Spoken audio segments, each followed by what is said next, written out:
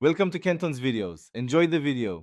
You start by locating the SDK and deciding scope, system, or user path.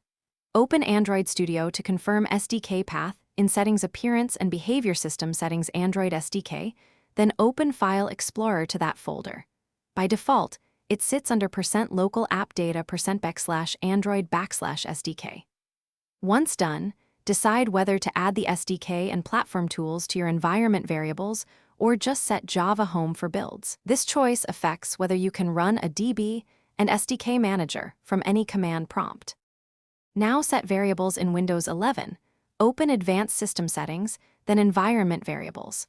Under User or System Variables, add or edit path entries to include the SDK platform tools and tools \bin paths so a DB and SDK manager are global. Then create or update Android Home or Android SDK root to point exactly to the SDK root. Make sure there are no trailing slashes. Once saved, close terminals and reopen to inherit the new variables.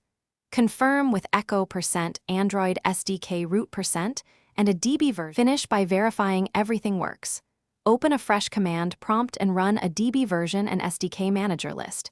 These confirm path registration. If a command fails, make sure you edited the correct variable set, user versus system, check for typos like Android Home versus Android SDK root, and confirm the paths point to existing folders with read/execute permissions. Once fixed, restart Explorer or reboot to clear cached environment data.